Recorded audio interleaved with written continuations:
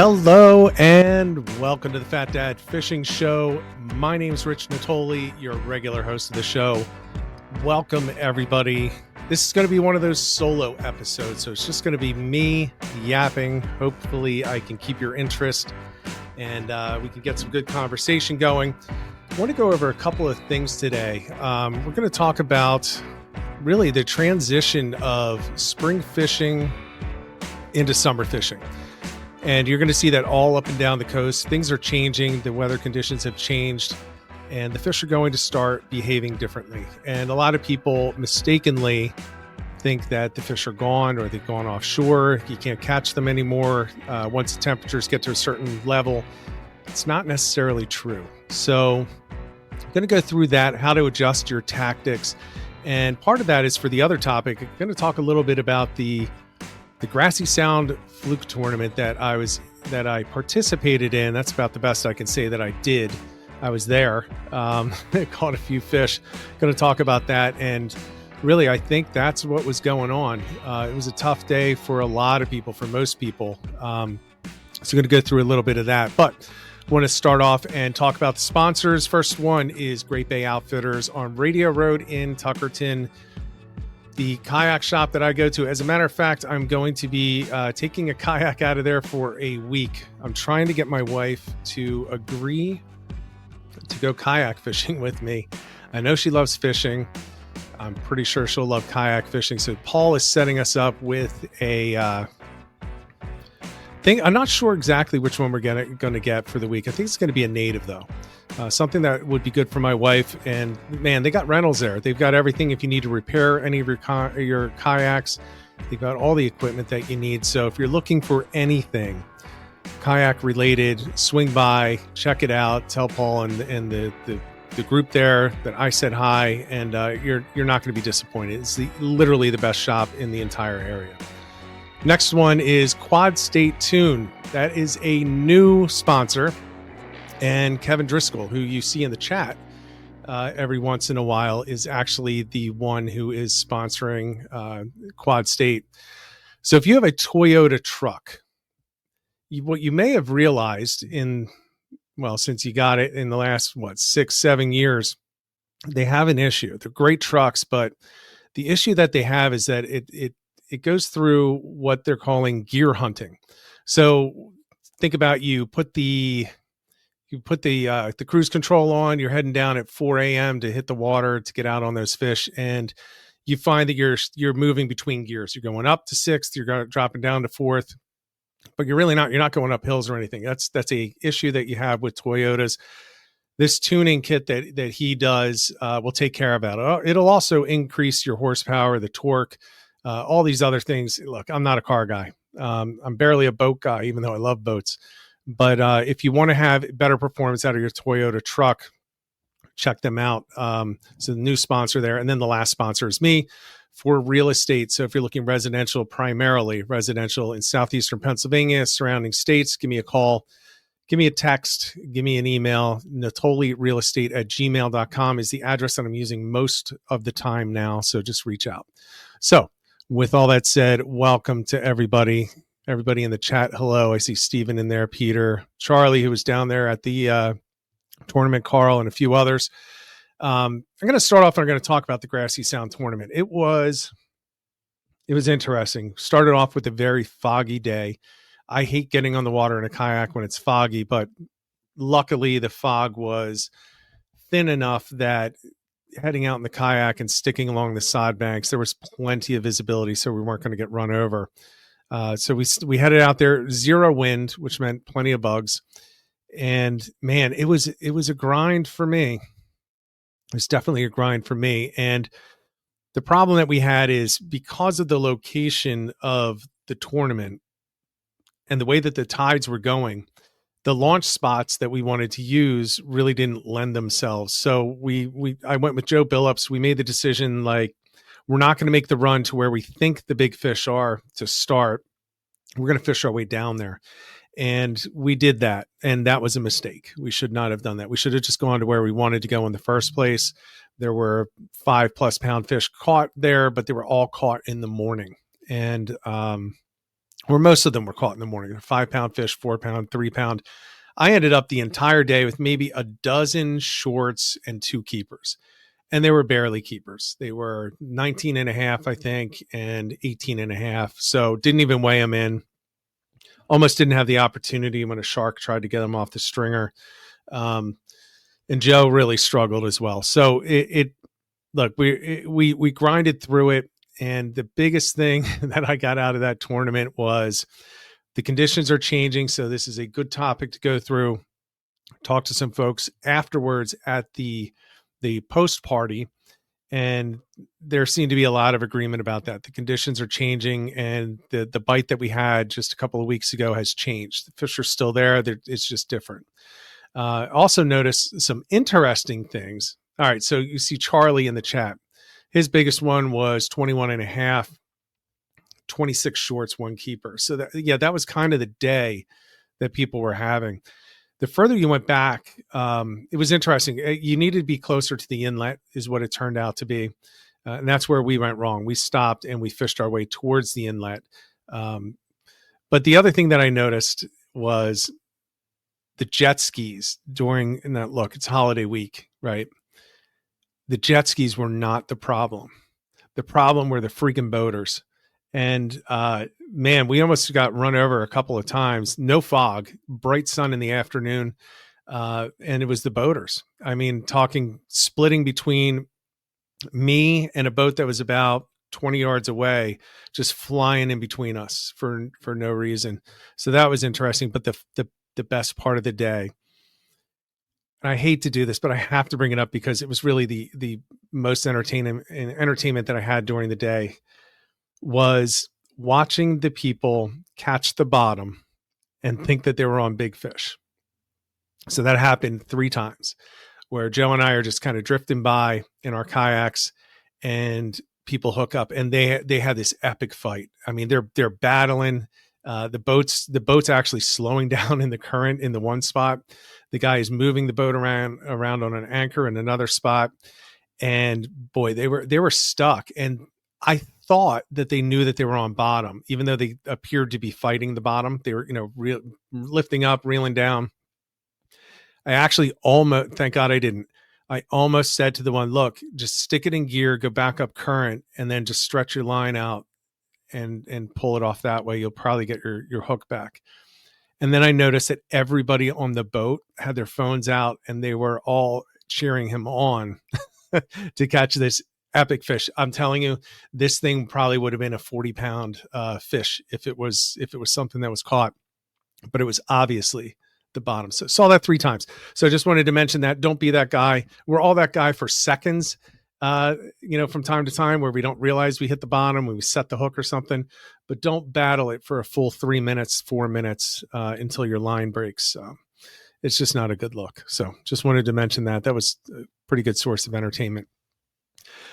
But I'm going to jump in, and if you have any questions, if you want any clarifications, please put it into the chat. I'm going to talk now about the transition from spring fishing into summer fishing. And there are some scientific reasons why you really need to pay attention to the temperatures in the water and the conditions outside, because, as I mentioned before, a lot of people think, for example, that the summer flounder, or the southern flounder for our more southern viewers, are leaving, and they're going out of the backwaters, and they're kind of disappearing when the water gets warmer.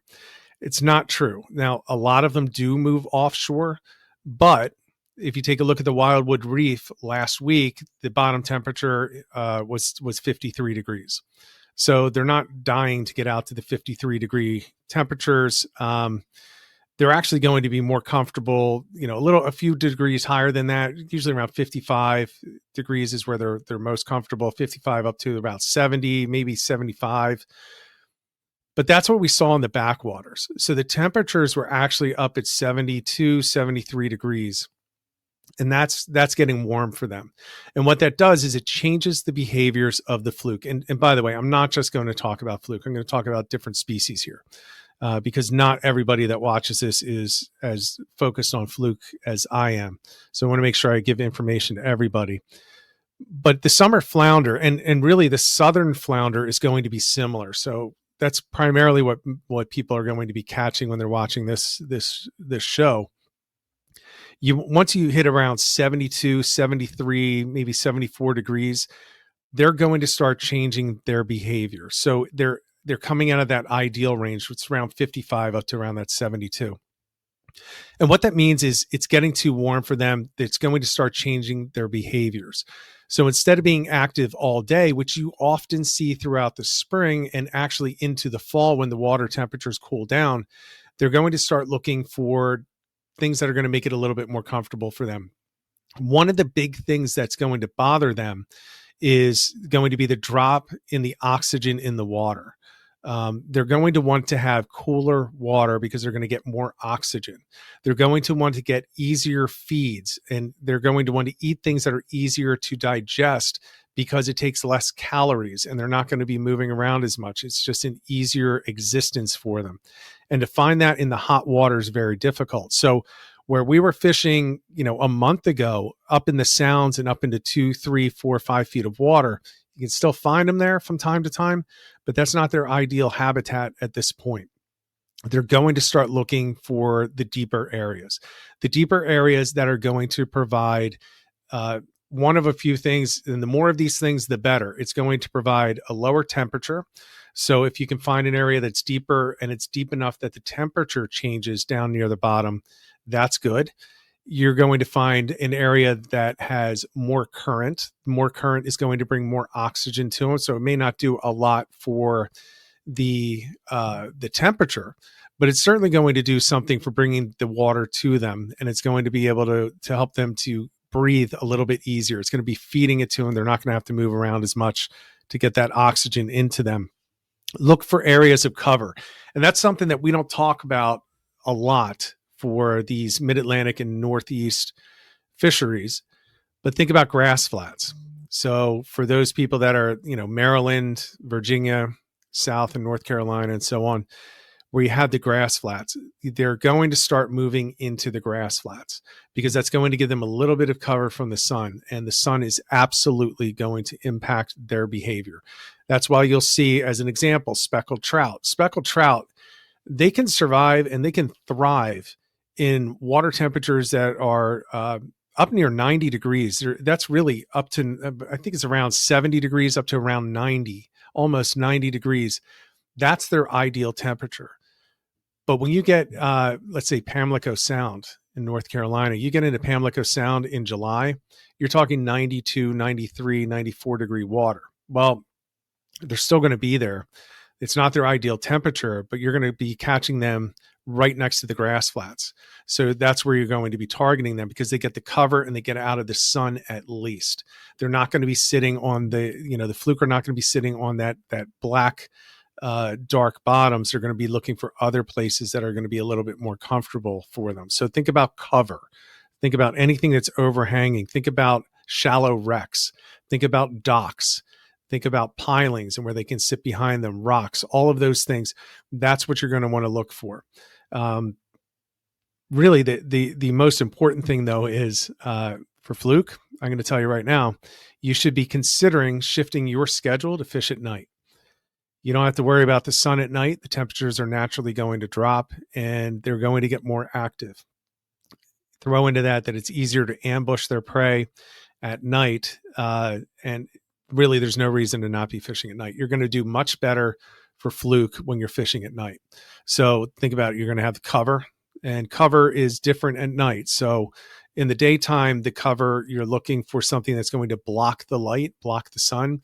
At night, you're looking for the shadows, right? So it's really the same, but it's a little bit different. You're going to be looking for those shadow lines.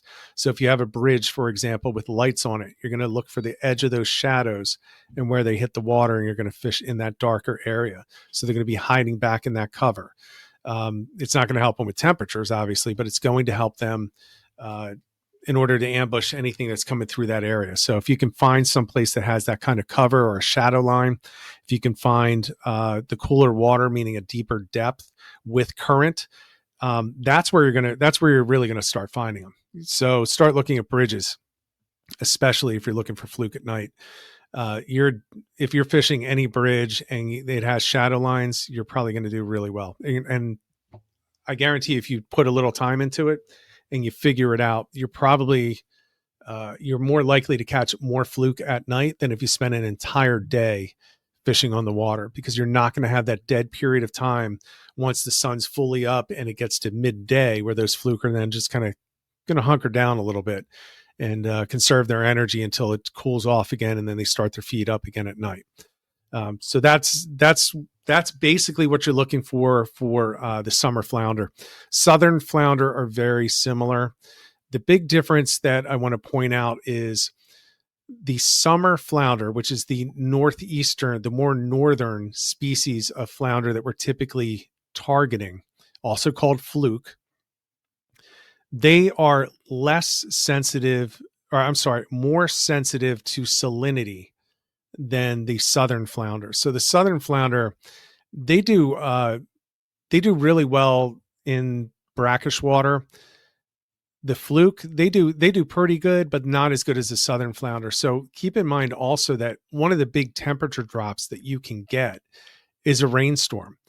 And as long as it's not too hot, right? So you have this water running into the bays, you have all this rainfall coming down. It's probably going to be something that will cool it off. It could also drop the salinity. So if you're in an area that has a river coming out of it, that can push these fluke, even though it's a lower temperature, it can push them further towards the inlets and out of the backwaters away from those rivers, because while they can exist in rivers, and often in the spring we catch them in rivers, they certainly are not as comfortable there as other species, like the Gulf flounder, as an example. If anyone in Florida or Texas is watching right now, they don't really care. They're going to be all over the place. So it doesn't even matter to them. They're not going to notice, but you're definitely going to notice with some of the other species. So look for as many of those things together as you can. And you're going to be in good shape. And I'll tell you, one of the things that did come up is we were in that weird stage this past weekend where it was on the verge of where they might get a little uncomfortable. But they weren't up in the real shallow areas. So we were drifting, we were really targeting anything down to 12 feet. And it was really after 12. So it was 12 down to about 20 feet. That's where most of the fish were caught. And then some of the biggest fish, though, that I had heard were caught in anything up to about 35 feet of water, all in the backwaters. This was a backwater tournament. Nobody was allowed to break the inlet, and we'll assume that nobody did. So it seems like the bigger fish had already made that move, and all these smaller ones were kind of hanging out up top. So I don't know. I'm definitely going to make the shift into the summertime approach and the summertime tactics. I typically wouldn't do that for about another 3 weeks, but I after going through this, I'm just convinced that it's got to change now. I mean, something's got to change, because it's not what it used to be at this time. And the temperatures are definitely higher than what they normally are at this time of year. There is a question in there. From Stephen Duda, do you still fish bottom for flounder around bridges at night? Absolutely, 100%. I am fishing bottom for flounder. The only time you fish top water for flounder or anything up in the column is either when they're blitzing, or if you're in the flats, where you can get away with that because it's only about 2 feet deep. They will come up and chase the top water there. But yeah, I'm fishing the bottom. And the way that I do it, I think I might have said this on another stream before. If you want to fish for flounder at night and you're on a bridge, let's say you're on one of these bridges between the barrier islands, and you're out there, you find the tide is going out, and let's say you're facing into the tide, so you're into the current. You go to that side of the bridge. Don't use gulp. You don't need gulp. Don't use live bait. You don't have to use anything but a pink zoom or any kind of zoom, fluke tail. Just put that on a weighted jig head, toss it up current, and let it go to the bottom. And all you do, you're not jigging it.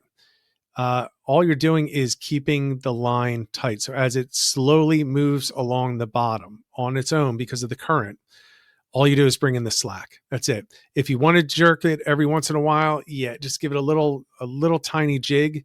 You really don't want it moving fast or far when you do it, but you can do that. And what you'll often find is as the line gets to you and then it starts to go underneath you under the bridge, you will naturally have a shadow line there. That's typically where you're going to pick them up. You're either going to pick them up way in advance of the lights, or you're going to start picking them up as it goes underneath you under the bridge. And then oftentimes you get the bigger ones back there because it's typically deeper under a bridge between the pilings, but that's all you do. And don't overthink it. Just cast into the current and just let it come back to you at its own pace. So make sure you have different size jig heads. You have to have something that will naturally get pushed with the current and just reel it in real slow, and you'll be fine. And they're not going to be light hits typically. In my experience, yeah, you can have the light weird hits that you sometimes get with Fluke, where they just kind of pick it up and hold it. Nighttime, it doesn't seem to be like that. They're really aggressive and they're just going to slap that. They're just going to nail that bait and just set that hook hard because they're going to take off. They're more active and more aggressive. So yes. So good question, Stephen. That's how I fish for Fluke at night when I'm land based. If I'm in a kayak or I'm in a boat, I'm basically doing the same thing. I'm looking for lights and I'm going along the edges of the lights. So even if there's no structure there, that light kind of acts as a structure. So I'm going to start there. You can fish directly through the lights, but it's not necessary. And there's one other point to bring up. When you're fishing at night, and I'm sorry for the podcast people, the live stream people will be able to see a little bit of this. When you're fishing the lights, keep in mind that if you have a light, straight up, it's shining out into the water on an angle, right? So the water the light travels through that water at that angle. So it's not, the edge of the light is not what you see at the top.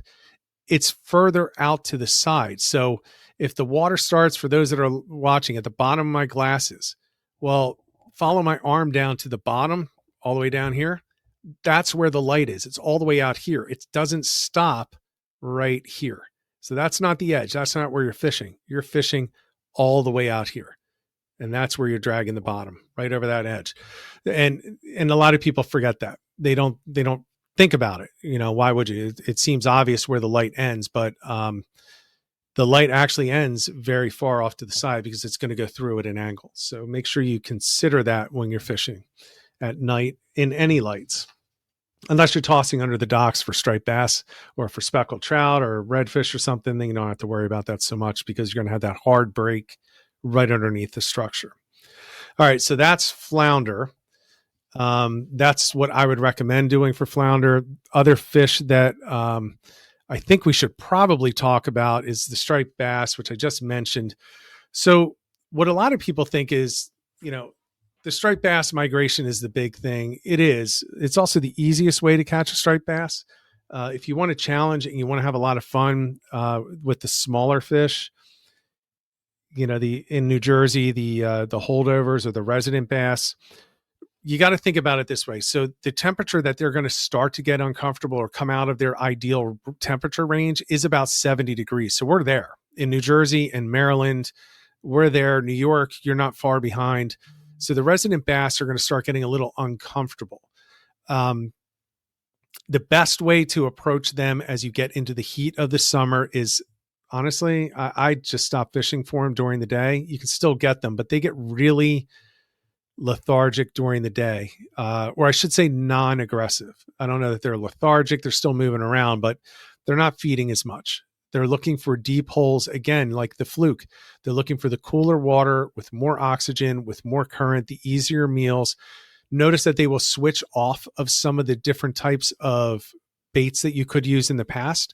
So one of the most underutilized baits for striped bass is crabs. If you're fishing for tog, you know this. You're fishing for tog around a bridge or sheep's head, your biggest bycatch is probably going to be a striped bass. They're going to stop eating as many of those as they were in spring at about this time, and they're going to start switching over to something softer, something that's easier to digest. they're not going to be going through the same number of calories. They're not hitting big bunker schools coming through. So they're going to start getting the easier to digest, easier calories. So start thinking about things like clams. Obviously, the bad part about clams is any shark in the area or any dogfish is just going to pick it up.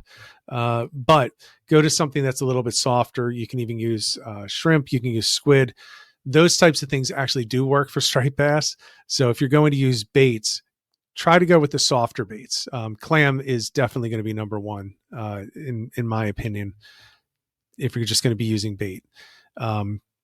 Live baits still do work. They would be considered a soft bait as opposed to the crabs, as opposed to, anything in a shell. So I've seen people hook mussels, like the whole mussel. Don't do that. Just take the meat out and use that. Use the little bloodworm sacks, that type of thing. That's really going to help you out with the striped bass. But the biggest thing about striped bass is, yes, during the day, they're going to get a little bit more lethargic. So it's really first light and last light and overnight again is going to be your best time.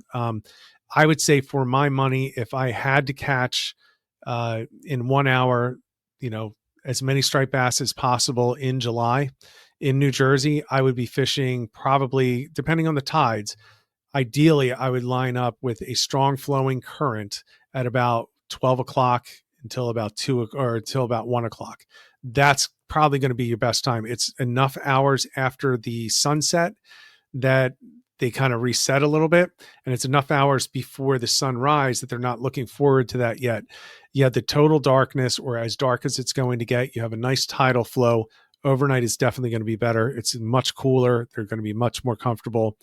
And I think anybody that really targets striped bass knows that nighttime is the right time for most of the year.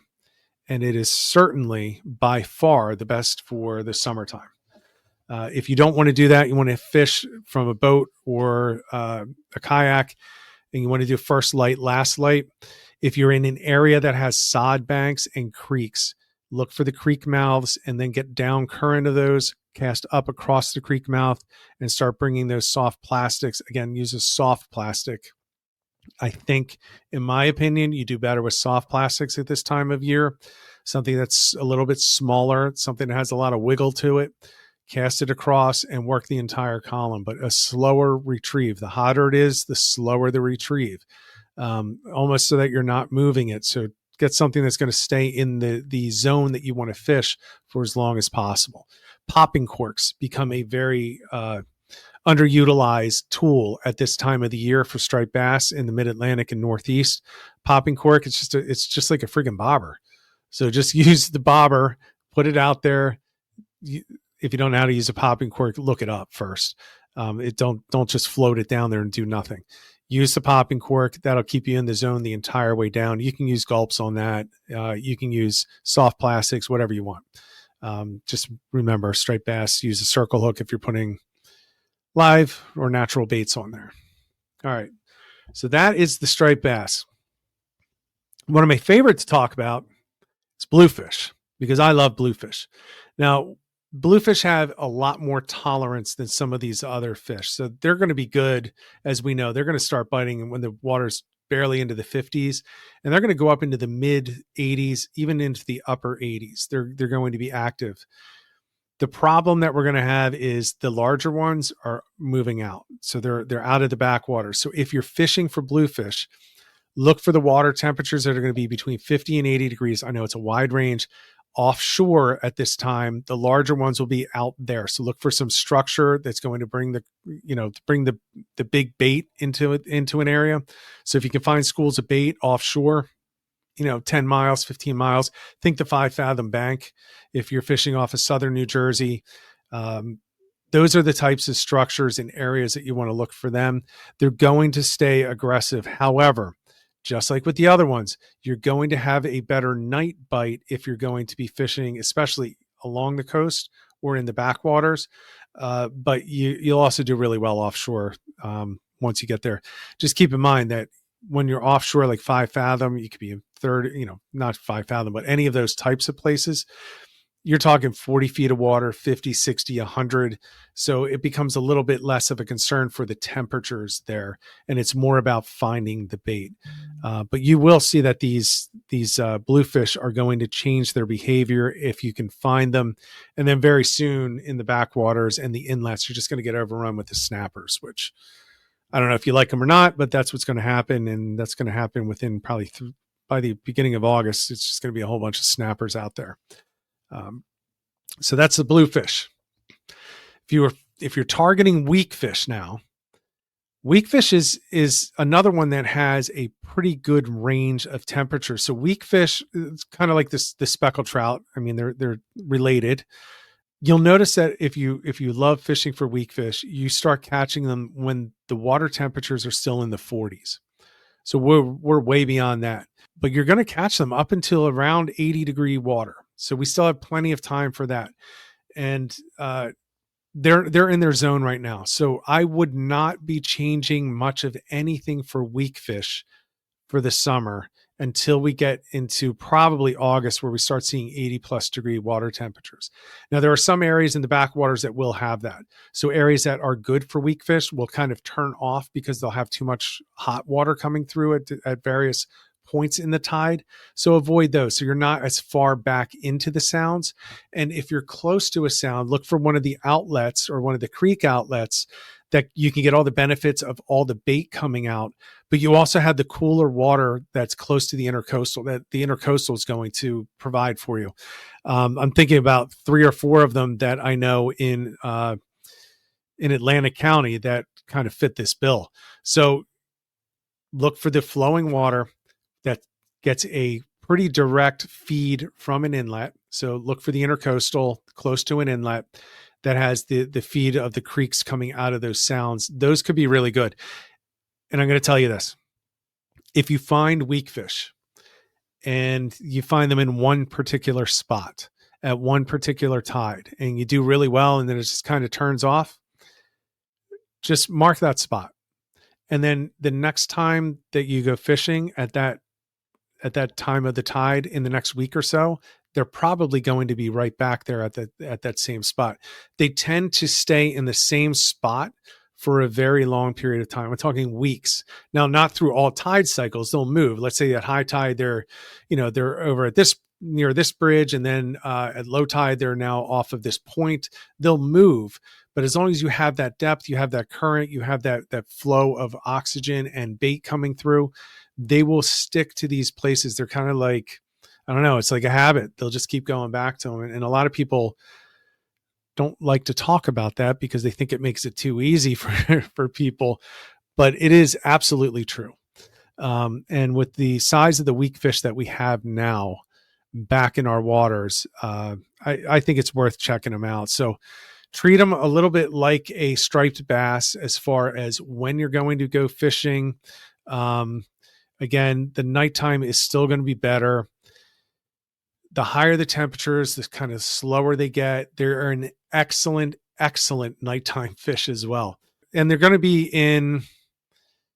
if you're going to be fishing near bridges with lights, there are certain areas around a lot of those that you'll find them. They're not the same spot as the fluke, whereas during the day they often are. They're often suspended above the fluke. But at night, they seem to kind of move off to the side a little bit. So I'm going to describe one spot. I'm not going to tell you where it is, but it's near a bridge. And this bridge has excellent fluke fishing right down the middle, like right dead smack down the middle between the actual center of the bridge, the drawbridge. Or it's not a drawbridge, but where the drawbridge would be. Off to the left, you have some bays. And it is at the corner or the point of those bays where you have kind of the swirling current. So you have the intercoastal hitting the point that goes into this back bay area, and it gets a little bit, just a real little bit of an eddy. It is not deep. It's about 10 feet deep. They will stack in there. And I'm talking 25, 30 inches in the past. Right now, I would say if I were to go there, I would expect that I would be targeting 18 to 24 inch weak fish in that one spot. Reachable from the bridge, reachable from docks, reachable from all over. Not a place that you're going to pick up even one fluke though. During the day though, I know that you can catch the weak fish in the same over where the fluke are at night. They kind of move into that area. They go deeper and they kind of suspend. Um, so, weak fish is a different thing.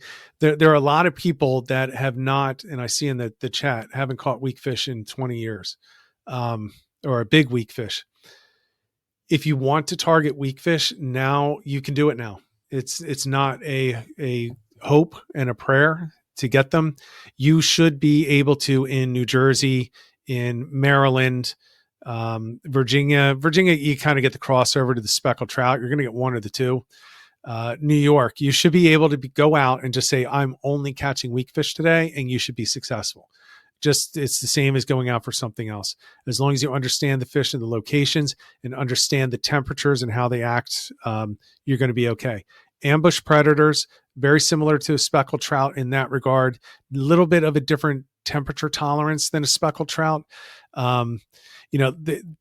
The speckled trout is actually going to be a lot more tolerant to those high temperatures. So a weak fish, you're going to get up to around 80 degrees. A speckled trout, it's really almost up to 90 degrees where they're going to be comfortable. It's going to be their ideal temperature. So you have a lot more to go. So you don't even have to change, for those of you targeting speckled trout, you don't have to change much, but I'm going to bust a myth on those in a minute. So weak fish, get out there and try it. Use the soft plastics though. Again, they do want the easier digestion in the hotter weather, but the locations are not going to vary all that much, except nighttime is the right time again for this species of fish. Let me just see if I missed any questions here. All right, here's a good tip from participation trophy fishing. Weak fish in the ocean, you'll see the schools at the bottom are thick. Drop a small metal jig or epoxy jig and have fun. Yeah, those Hoagie epoxies actually work really well for them. One thing to keep in mind with weak fish is in the hotter weather, and I'm just going to say I have not verified this, but I have been told by multiple people in the hotter weather, their jaws are even weaker. So be careful with that set, so you're not ripping them apart on the hook set in the hotter temperatures. Just be careful about that. But yeah, those epoxy jigs work really well, especially if you're vertical jigging them, like almost like a slow pitch. They work really well. Let's see, Stephen Duda, we get into schools almost every August just outside of AC Inlet. They're all 10 to 14 inch. Yeah. And those 10 to 14 inchers are going to be starting to turn into those, 18 to 24 soon. They're all over.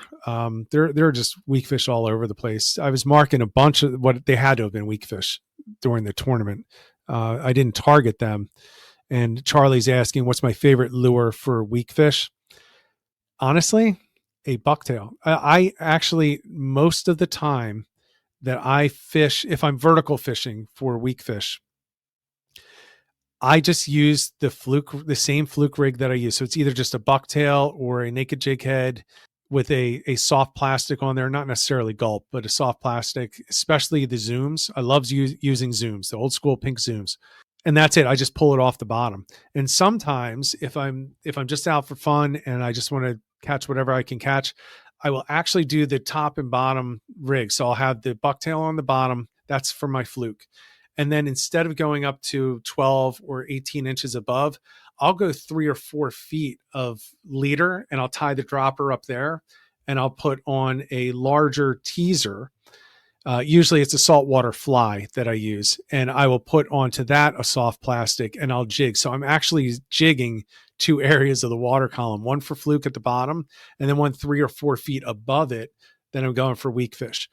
I tend to do really well doing that. The only problem with that is on a 7-foot rod, having a leader that long is, and in a kayak is a little bit difficult to land fish sometime if you catch a Fluke, because reaching that hook is going to be, or reaching that fish with the net, you need to have an extendable net and have it all the way out.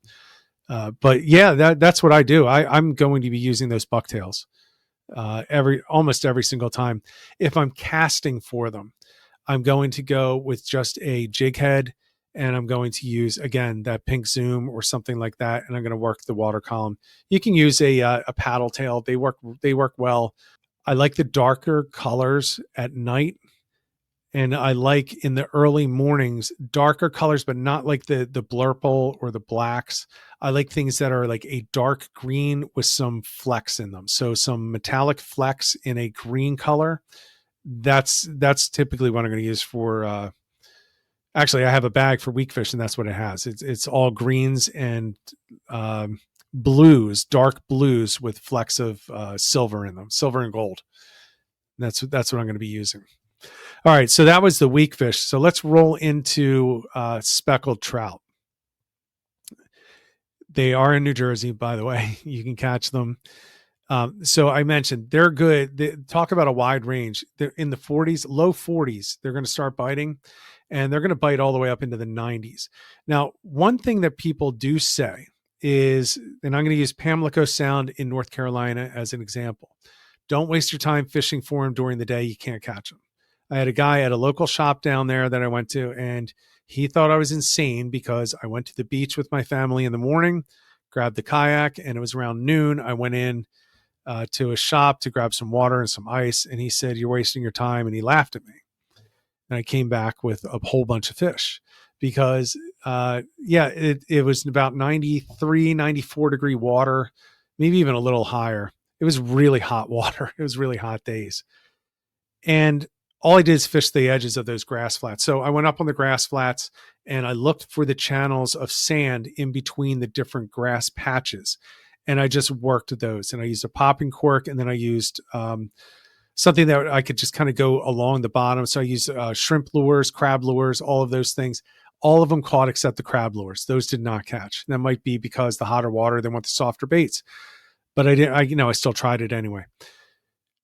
So you have a much wider temperature zone where you can go after these speckled trout, even compared to weakfish. So they may look the same, but they do not act the same. So if you're going to want that type of a fight from a very similar fish, if you're New Jersey and Maryland, switch over to the speckled trout.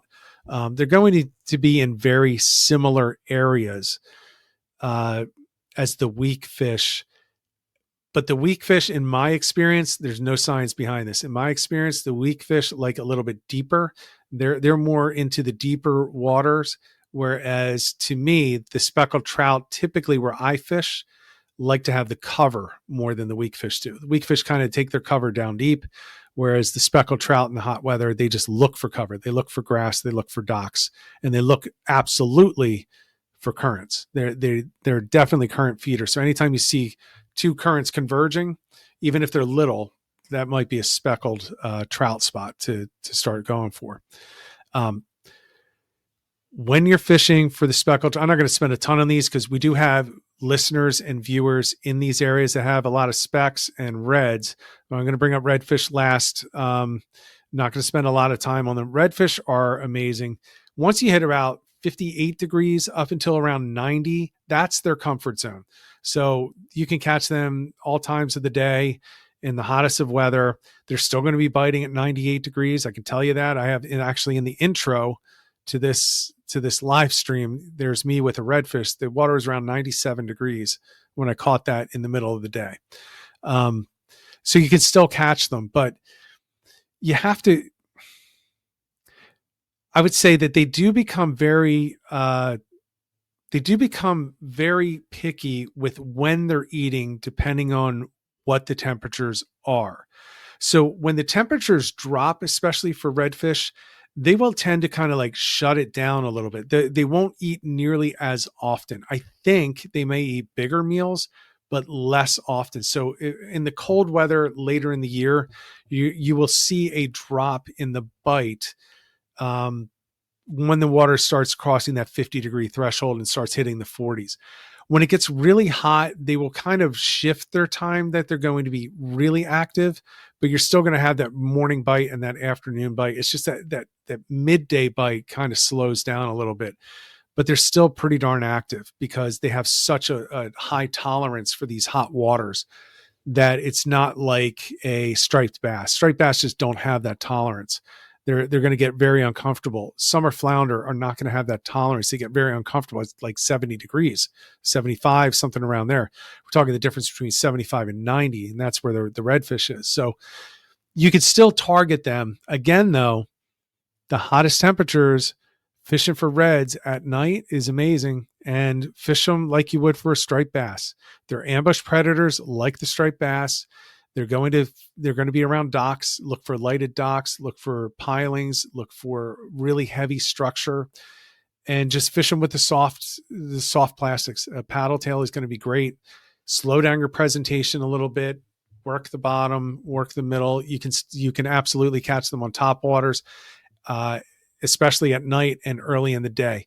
But yeah, I mean, there's not a lot that I change for redfish, mainly because, look, I've only really fished, full disclosure, for redfish in the early fall, late spring, and summer. So I don't have the winter fishing experience with them, but I can tell you, scientifically speaking, they're good up until around 90, 95 degrees. And then, then you're going to have to change up your approach. It's going to get a little less aggressive.